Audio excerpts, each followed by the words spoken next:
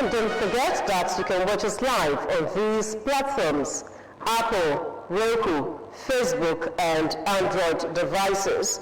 You can also watch us live on OGTV website, www.ogtv.com.mg/live, or email info@ogtv.com.mg. President Bola Tinubu has approved the immediate retirement of all service chiefs, including the Inspector General of Police, advisors, and Controller General of Customs. President Tinubu has therefore appointed the replacements with immediate effect. In a statement by the Office of the Secretary to the Government of the Federation, Malam Nuhu Ribadu is now the National Security Advisor. Major General C.G. Musa, Chief of Defense Staff, Major General T.A. Lagaja, Chief of Army Staff, and Rear Admiral E.A. Ogala, Chief of Naval Staff. Other appointments include Air Vice Marshal H.B. Abubakar, the Chief of Air Staff, Major General Epa Ujandeye, Chief of Defense Intelligence, and Deputy Inspector General of Police Kayode Abeokuta as Acting Inspector General of Police. Similarly, the President has also approved the appointment of 4 special advisors. They are Hadiza Bala Usman, Special Advisor on Policy Coordination; Hamatu Musa Musawa, Special Advisor, Culture and Entertainment; Senator Abdullahi Abubakar Gimel, Senior Special Assistant, National Assembly Matters, Senate; and Honorable Olawurewaju Kule Ibrahim, Senior Special Assistant, National Assembly Matters, House of Representatives. The statement adds that Adeniyi Bashir Adewale has been appointed the Acting Controller General of Customs. Nigerian business tycoon Aliko Dangote and co-chair of the Bill and Melinda Gates Foundation, Bill Gates, have congratulated President Bola Tinubu on the removal of fuel subsidy and other recent strides achieved by the new administration. Dangote made this known in a chat with State House correspondents after the duo met with the president in his office on Monday. According to the businessman, the expectation is that the removal of fuel subsidy will open up better financial capabilities for the country to reinvest in other areas, such as education, as well as advanced development among the citizenry. The business tycoon further stated that the Kutsu visit was congratulatory and an opportunity to brief the president on the activities of the Bill Gates and Aliko Dangote foundations as they seek more commitments from the president, particularly towards advancing the nation's health sector. He also noted that Nigerians have been getting a lot and should expect more. The National Industrial Court on Monday declared that the order barring the Nigeria Labour Congress and Trade Union Congress from embarking on their planned strike subsists. The court, as a result, ordered that parties maintain the status quo and adjourned the matter until July 20 for a hearing. During the proceedings, the federal government's counsel, Ochum Emmanuel, informed the court that it was ready to proceed with his application. He told the court that the matter was scheduled for Monday for the claimant to take its motion on notice for an interlocutory injunction to restrain the defendants from embarking on strike. On his part, the defendant's counsel, Marshal Abubakar, reminded the court that they had filed an application praying the court to vacate the order which restrained the organized union from embarking on strike. Abubakar further said that the claimant was served the application on June 8, only for them to serve a counter affidavit on Monday in court. He prayed for a short adjournment to look at the counter affidavit and respond. The court, in its ruling, granted the application for adjournment. It also directed the defendant to enter the memorandum of appearance and instructed parties to maintain the status quo. President Bola Tinubu is expected to leave Nigeria on Tuesday to join world leaders in France on Thursday to review and sign a new global financial pact that places vulnerable countries on priority list for support and investment following the devastating impact of climate change, energy crisis, and after effects of the COVID-19 pandemic. This was disclosed in a statement by Dele Alake, Special Advisor to the President on Special Duties, Communications and Strategy.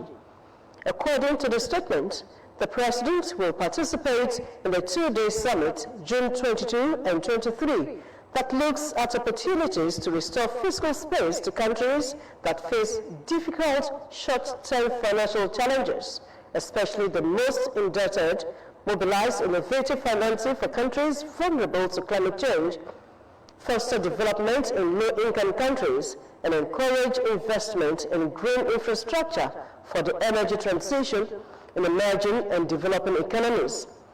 President Tinubu and the other global leaders, multilateral institutions, financial experts, and economists will take a more holistic look at the recovery of economies from the impacts of COVID-19 pandemic and rising cases of poverty, with a view to providing access to finance and investment that will leverage inclusive growth. The 2023 Basic Education Certificate Examination (BECE) has commenced across all public and private secondary schools in Ogun State, and all final year students in the junior secondary schools are expected to take part as a step to pursuing their career in the foreseeable future. Adeyemi visited some schools in Abeokuta to interact with the students, teachers, and supervisors on the conduct of the examination. Her reports. Unusual calm envelops school environment as it is time to reappraise this set of students who in the last 3 years have gone through approved curriculum in their educational pursuits. By this Basic Education Certificate Examination, BECE, the first phase of their 6 years in post-primary school will wind down, while some may proceed to complete the next 3 years. Others may decide to reroute their path through technical college as provided for in the 6334 system of education. Having toiled day and night preparing for the examination, attention is being shifted to getting good results for promotion to the next level, as failure could be counterproductive. In all schools visited, examination materials arrived early, while there were no hiccups. There is no problem. The supervisor has been around as early as possible. The invigilators that are supposed to complement her has also been around. So everything has been going on smoothly. There is no problem with the conduct of the examinations. I had no much problem or difficulty trying to coordinate them before the commencement of the examination. They are well organized. You can see that even the students, they are very, very serious, maybe because it is mathematics that is the first paper. Though not a means to an end, the students catch a glimpse of the first day and what is expected at the end of the 6-day exercise, which runs through Monday, 26th of June, 2023. Today we are doing mathematics for our BECE exam, and I find it simple for me.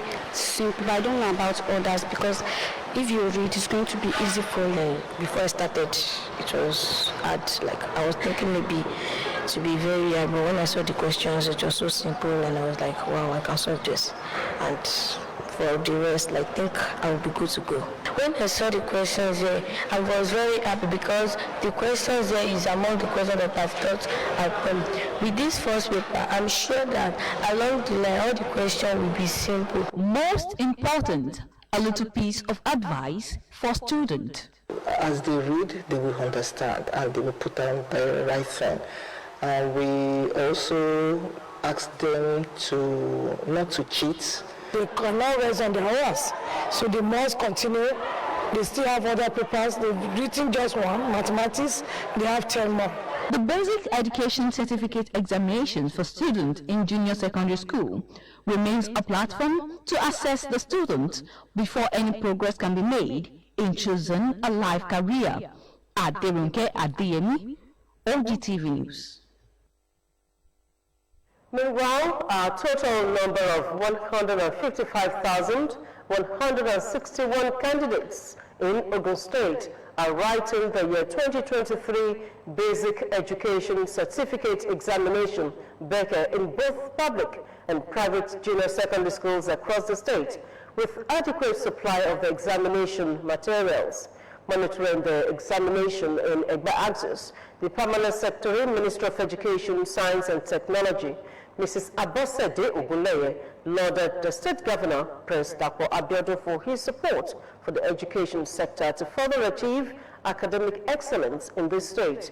Mrs. Ogunleye stated that the present administration had put necessary facilities in place towards ensuring a hitch-free and successful conduct of the examination, saying the ministry's officials are working tirelessly to make sure that the examination is orderly, appreciating principals for rising up to their responsibilities to prevent malpractices. But with what we have seen so far in our outing today, we can easily deduce that examination BECE 2023 has been well conducted. We give kudos to our governor, the executive governor of the state, Prince Dr. Abeokuta, CON, for helping us, supporting us in the area of education, for giving us an enabling environment to thrive, particularly for the conduct of this examination. The Director of Education, Departments of Curriculum and Evaluation, Mrs. Mary Okuriafo, on her part, said the introduction of digital innovation in the management of the education system in the state had made the examination seamless, commending the zonal education officers for the timely delivery of materials to the centers. Applauding the ministry for a well-organized examination, principals of schools visited all in Abeokuta pointed out that there were improvements in the exercise over the years. Schools visited in Abeokuta were Abeokuta Grammar School, Idiaba, Baptist Girls College, Idiaba, Lantoro High School, Oke Lantoro, African Church Grammar School, Itaiko, Anglican High School, Koi Road, Peace Foundation International College, Sacred Heart Catholic College, Okelewo, and Ijemo Tito High School, Ibara, Abeokuta. Still ahead, NAFDAC raises alarm over dangerous, unapproved herbal products. More news and reports after the break.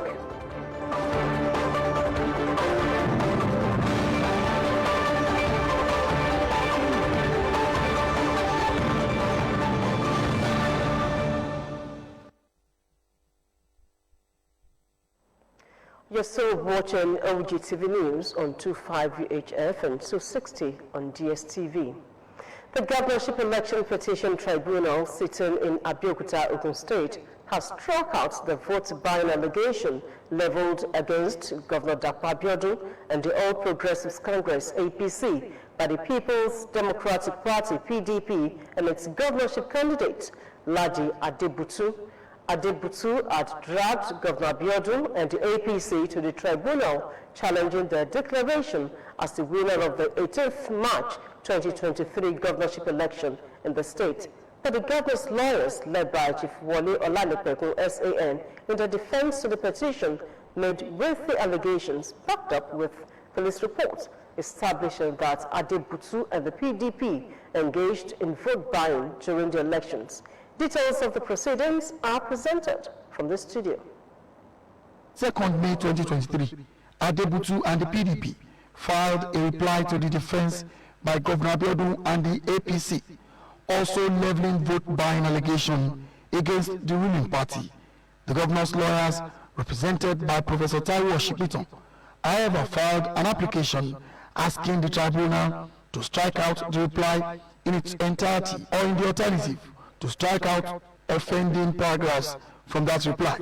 Oshipiton argued that the reply filed by Adebutu and PDP contravenes paragraph 16(1)(a) and (b) of the Electoral Act and the rules of court pleadings. While ruling on the matter, Justice H.N. Kunaza agreed with the submissions by Professor Oshipiton. In the ruling, supported by other two members Honorable Justice J.B. Egeli, and Honorable Justice Sanusi Shehu.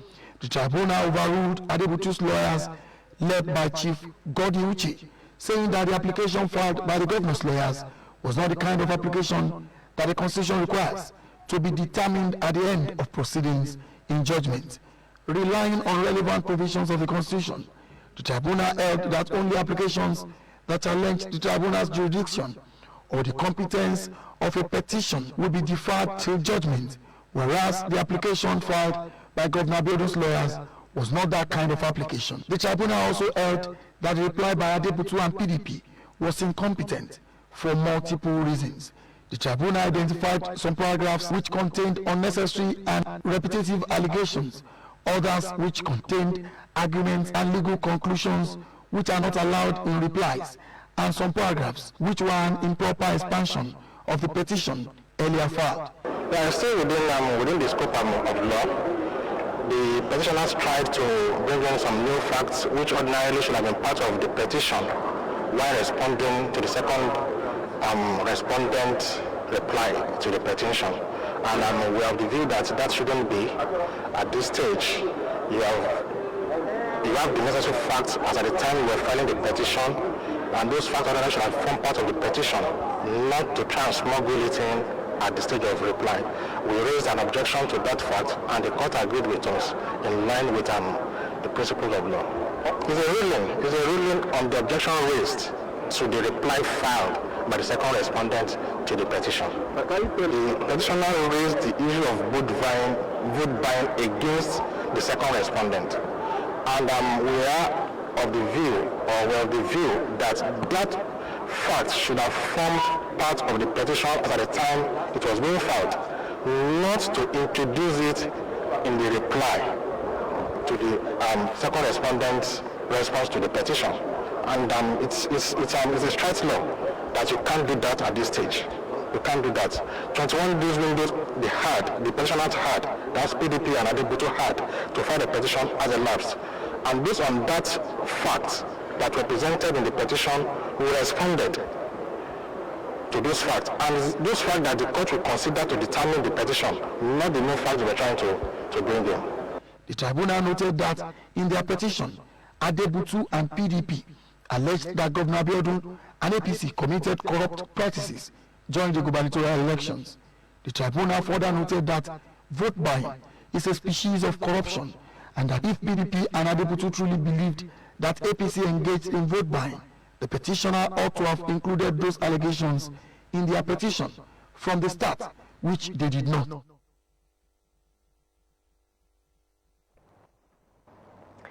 The Secretary to Ogun State Government, Mr. Tokunbo Talabi, has expressed confidence in the member representing Ijebu North, Ijebu East, Ogun Waterside Federal Constituency of the state, Honorable Joseph Adigbeso, to improve the livelihood of people of the area. Talabi stated this at the Celestial Church of Christ, Iyanoluwa Parish, Awa Ijebu North Local Government area, during the Thanksgiving service held in honor of the lawmaker, Honorable Joseph Adigbeso, after his inauguration as a member of the 10th National Assembly, tasking him on qualitative leadership. The SSG said the lawmaker has been consistent in providing succor to the people of the area even before his election to the Green Chambers. Talabi, while thanking God for making the emergence of Honorable Adigbeso possible, charged him to double his efforts in serving the people of his constituent and make life more abundant for them, as the world expects so much from him.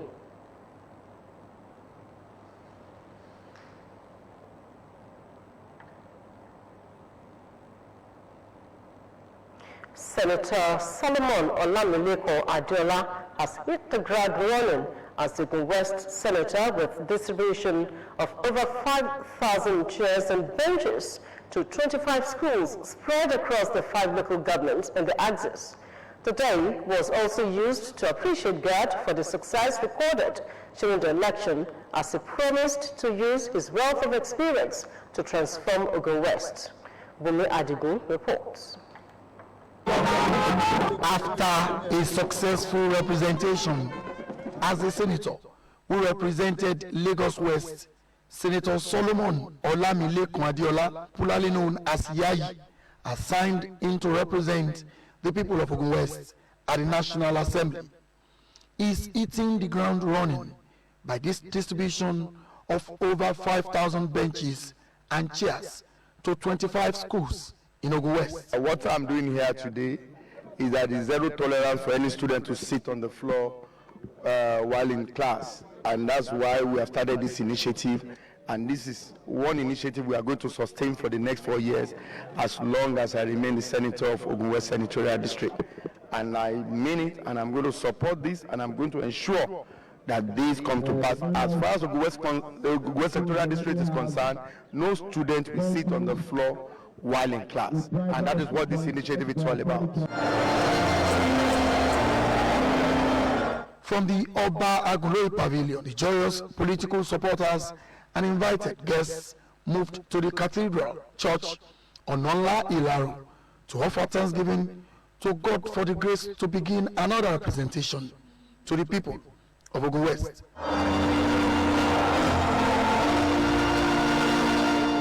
The church filled to the brim, and the preacher never minced words as he challenged the senator to change the story of the people of Ogun West for good.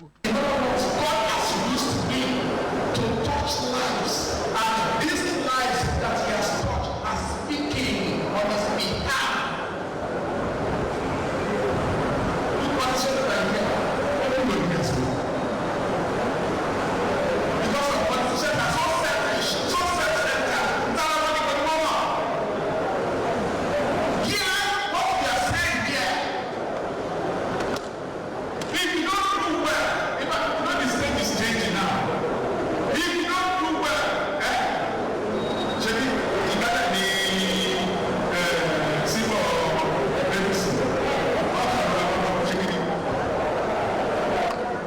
the wife of the Ogun State Governor, Mrs. Bamidele Abiodun, and the Deputy Governor of Ogun State, Engineer Noimot Salako-Oyedele, shared in the joy of the celebrant as they wished him well. We made it here today to come and celebrate with our senator from Ogun West, who we're very, very proud of. And I also want to say to all the men that are here today, happy Father's Day. Thank you all our KBACs. Thank you all our husbands. Thank you all our brothers. Thank you for being who you are. Thank you for your support. Thank you for your care. Thank you for your prayers. You could say he's a veteran politician who's been there, he knows the way around it. But we know that it is God who counts. Out of the 109 who were in the 9th Assembly, only about 30 are going back. And we know that about 7 sitting governors could not make it through the ballot. So we know that this is no mean feat and must be taken lightly. Senator Solomon Olamilekan Adeola attributed the successes to the governor of Ogun State, Prince Dapo Abiodun, who has been the pillar of support. Bumi Adigun, OGTV News. The Ogun State Governor, Prince Dapo Abiodun, has approved a 3-day program for celebration of this year's Public Service Day in the state.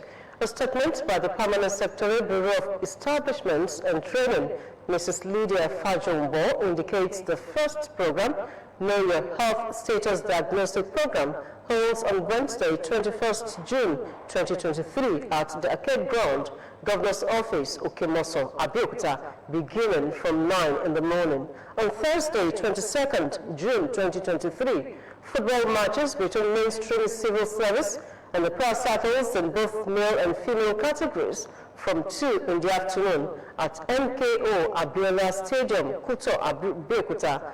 The grand finale of the celebration is the Public Service Day lecture on Friday, 23rd June 2023 at Obas Complex, Okemoso, Abeokuta, starting from 10 in the morning. World Sickle Cell Awareness Day was established to address the lack of understanding, limited access to health care, and social stigma associated with sickle cell disease. In this special report, Margaret Okunola explores challenges faced by individuals and families affected by the disease. while experts advocated improved healthcare services, research, and support systems. Her report. Every 19th of June is designated World Sickle Cell Day, observed with a goal to create awareness about sickle cell disease, to provide better understanding about the disease, the challenges of patients, their families, and caregivers. Sickle cell is recognized as a global health disease, where a group of disorders cause red blood cells to contort into a sickle shape compared to the normal round-shaped red blood cells. The sickled cells die early, leaving a shortage of healthy red blood cells, which block blood flow, causing pain known as sickle cell crisis. It's a chronic ailment that is genetically based because it's from the genesis. That is, the combination of the parents, both parent genes. The moment the oxygen is released, the cell becomes sickled, stiff and rigid, unable to move. So and it can come together and block the passage. That's where the problem comes from. Speaking with some people living with sickle cell disease, most times called warriors, they spoke on their journey so far and how they are holding up. My parents gave birth to 5 sickle cell patients. 3 died, but we have 2 surviving sickle cell, myself and my sister. The experience has been tug of war. Yeah, like our second home has been termed the hospital, on and off in the hospital. We are always in pains, crisis, a lot of partners in view. Once they hear SS, the pick race. We are really proud and strong to be sickle cell warrior, and we are moving, we are pushing, and we will get there. As a medical practitioner myself, I do my best to avoid crisis by, paying attention to certain guidelines, taking enough water, taking your routine medications, resting well, then keeping warm in cold weather. Family members have this to say on their fair share of the journey. My daughter, which is a sickle cell patient, whenever she's going through the pains, as a parent, me and her mother, we feel the pains. It is not easy. With over 20 years of experience dealing with people living with sickle cell anemia, Dr. Olufunke Oyeneye educated the public on the disease, while other experts gave their pieces of advice on its prevention. I look forward to a day where everybody living with sickle cell disorder will walk into the government hospitals and have free healthcare, just like what we're having for people living with HIV/AIDS and TB. It's not going to be out of place, because for every sickle cell child you see standing by age 25, believe it or not, that is 4 flat. A sickle cell disease is not a death warrant. People live with sickle cell and they live their normal life. So because you have a child or you are with the sickle cell does not mean that is a death sentence. Once you are well managed, you will live your normal life. Experts noted that though sickle cell disease is not a death warrant, it is important for individuals to be absolutely sure of their genetic makeup before birthing children. Margaret Okunlola, OGTV News. Thank you, Margaret. The National Agency for Food and Drug Administration and Control, NAFDAC, has raised the alarm over the nationwide proliferation of unapproved herbal products, which it describes as dangerous. The NAFDAC Director General, Professor Mojisola Adeyeye, in Abuja on Monday, said most of the herbal medicines were in the form of snuff and oral liquids, which she said were mainly sold by street hawkers. She also noted that the enforcement team of the agency was commencing a nationwide clampdown on the manufacturers and traders who sold such uncertified products. The NAFDAC Director General, Professor Mojisola Adeyeye, inspected some items during a press conference on dangerous unapproved herbal products in Abuja. The professor said the agency has commenced a nationwide mock-up of a substance referred to as sacred herbs in circulation. The Chairman, Chief Executive Officer of the National Drug Law Enforcement Agency, NDLEA, retired Brigadier General Mohammed Buba Marwa, has disclosed that the fight against substance abuse and illicit drug trafficking has yielded significant results in the last 29 months, with the arrest of 31,675 drug offenders, 5,147 of them prosecuted and convicted, while over 6.3 million kilograms of assorted drugs were seized within the same period. Marwa stated this in Abuja on Monday at a joint press briefing with the country representative of the United Nations Office on Drugs and Crime, Mr. Oliver Stauper, to flag off week-long activities marking the 2023 World Drug Day, which is an annual event to mobilize resources, align policies, and inspire organizations, communities, and nations to work in a particular direction to effectively tackle the challenges of illicit substances in the society. According to the NDLEA boss, this year's theme, People First, Stop Stigma and Discrimination, Strengthen Prevention, is in furtherance of the whole of society approach to turning the drug scourge. He said in 29 months, the agency arrested 31,675 drug offenders, including 35 barons, successfully prosecuted and got convicted 5,147 of them, and over 11,000 other cases still pending in court, while 23,725 drug users have been cancelled and rehabilitated, majority of them through brief interventions. The Nigerian Meteorological Agency has predicted cloudiness and thunderstorms from Monday to Wednesday across the country. NIMET's weather outlook predicted a cloudy atmosphere on Monday with patches of clouds over the northern region with prospects of morning thunderstorms over parts of Adamawa, Kaduna, and Taraba states. NIMET forecast thunderstorms over parts of Sokoto, Zamfara, Borno, Taraba, Adamawa, Kaduna, Kano, Katsina, Bauchi, Jigawa, Gombe, and Kebbi states.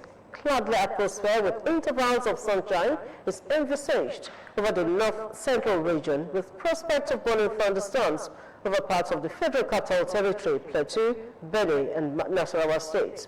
According to NIMET, thunderstorms are expected over the entire region later in the day. The agency anticipated a sunny atmosphere on Tuesday with patches of clouds over the northern region and the prospect of morning thunderstorms over parts of Sokoto, Kebbi, Taraba, and Adamawa states. It predicted thunderstorms over parts of Katsina, Kaduna, Borno, Adamawa, and Taraba states later in the day, and thunderstorms over parts of Nasarawa and Kogi states.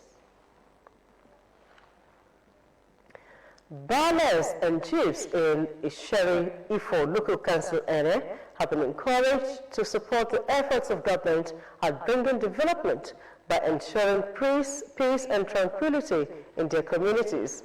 Olafi of Isheri Oba Adekunle Bangbade made this call to the installation of Chief Musa Diku of Kwefa as the Baale of Maidan at his palace in Isheri. Matthew Shumi reports.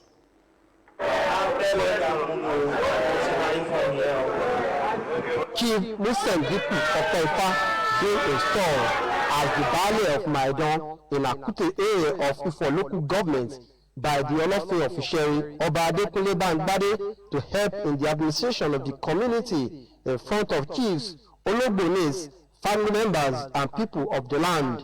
Oba Bangbade described the installation as a call to service and good opportunity to work for the people and advised the new Baale to follow the law and never engage in anything that will compromise his integrity.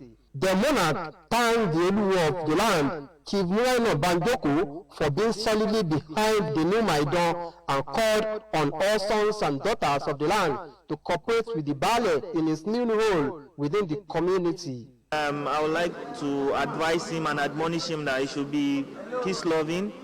He should be a people's man. He should listen to whatever his people within that domain tell him, and he should listen to whatever the chiefs around him to tell him. I would like to admonish him as well that he should be law-abiding. Chief Banjoko wife, and son of the new Baale expressed their great delight with the installation, which will help facilitate great things to the community, and advised him to give his best in the service of the community. This installation is the first of its kind in the community. And all the village around that area for giving us this kind of opportunity for us to be able to at least contribute to the growth and development of the community in Maidan precisely. So we give thanks to Almighty God. Chief Musenduku Opefa was full of appreciation to Olofin of Isheri for making the day possible and promised to serve his people wholeheartedly. I am full of appreciation to those who supported me in making the day possible. He asked for the cooperation and support of his people. Matthew Shomi, OGTV News. Next is business news with Opayemi Adeumi.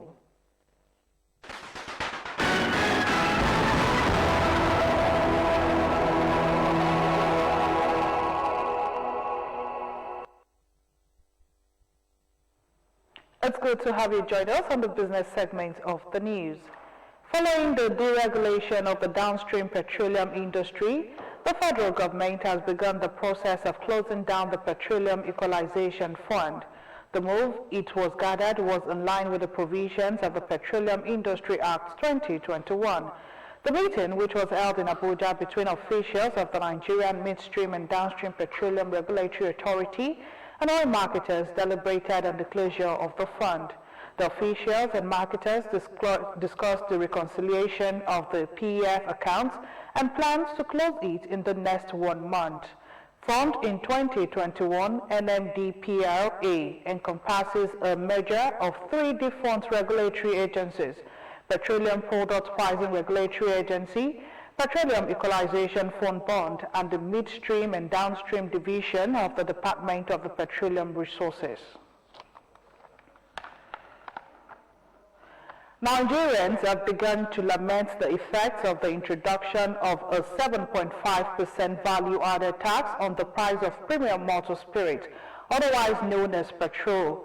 This comes barely a month after President Bola Tinubu removed the subsidy on petrol during his inaugural speech on May 29, raising the price of PMS from 188 naira to about 580 naira in different states of the Federation. Recall that the Minister of Finance, Budget and National Planning, Zainab Ahmed, announced that the Finance Act 2020 raised the previous 5% VAT of the country to 7.5% on commodities including automobile gas, oil, and it was implemented on February 20, 2020. But the VAT-exempt items include honey, bread, cereals, cooking oil, culinary herbs, fish, flour, starch, fruits, wheat, poultry, milks, nuts, pulses, roots, salt, vegetable, water, sanitary pad, tampons, secondary, primary, and nursery tuition. While other commodities have been VAT compliant, PMS was not until recently because it was being subsidized by the federal government. An opportunity has presented itself to carry out a holistic reform of the nation's financial system and put an end to the bleeding of the resources. Therefore, no individual or group should be allowed to drag the country back. These views were expressed by a cross-section of Nigerians who spoke on the clamor against the investigation of possible prosecution of the suspended Central Bank of Nigeria Governor Godwin Emefiele. Matthew Shomi completes the report. As many Nigerians and businesses are yet to fully recover from the aftershock of the poorly implemented Naira redesign policy resulting in cash crunch, the suspension and subsequent arrest of Godwin Emefiele, the erstwhile governor of Nigeria Central Bank, was welcomed with applause by a majority of Nigerians, even as more revelations keep coming into public space on the alleged financial impropriety and abuse of office by the suspended CBN governor. The report from the Department of State Security Services about move by some Nigerians to truncate the process has generated reactions from Nigerians. I personally see him as a scapegoat because he had a supervisor. He had a boss, and that was the former president. The president was given approval for everything. All these findings and the discovery of corruption, he has to answer questions. So if there is any protest from anywhere, such groups should be dealt with. I'll rule out the possibility of, even Emefiele or his cronies, hiring people to do that. Of course, a lot of beneficiary of that corrupt, or alleged corrupt tendency. If we want to rule a country, and want a country that is going to be ruled by law, we should allow the law to take its course. If you have a plan of moving forward as a nation, then the step that the federal government has taken has to be taken. The law has to take its course. And let's know the root of the whole issue. Because without knowing the root of the issue, there's no way we'll be able to forge ahead. Those who spoke with OGTV News sought for due diligence in carrying out investigations and for the law to be strictly followed in ensuring that anyone involved in the act is brought to book. You are talking of the antecedents, you are talking of sincerity, you are talking of whether anybody that has been questioned or found guilty of any malpractices should not be involved, should not be considered. So the president should look inward and looking at the nitty-gritty. The change of Naira the implementation is horrific. It's horrific. I think we should look at somebody that will have more of human face, that will be able to carry the citizens along and take, the cognizance of the fact that we have a lot of poor, unbanked people that rely on daily transactions to survive. As the nation awaits the outcome of the investigations and subsequent prosecution, it is expedient for the federal government to block all loopholes to prevent future occurrence. Matthew Shoumi, OGTV News. Meanwhile, the Central Bank of Nigeria has lifted the limits placed on domiciliary accounts.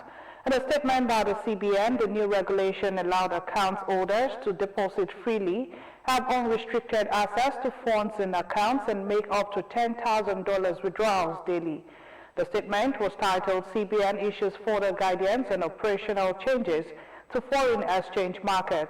Cash deposits into domiciliary accounts would not be restricted, subject to DMBs conducting proper KYC, due diligence, and adhering to the spirit and letter of extant AML, CFT laws, and other relevant rules and regulations. In May 2021, the banks had started placing new limits on transfers that domiciliary account holders could make from cash lodgements. And that was the business news. Many thanks for watching. We now go back to Mojisola for the rest of the bulletin. Stay with us.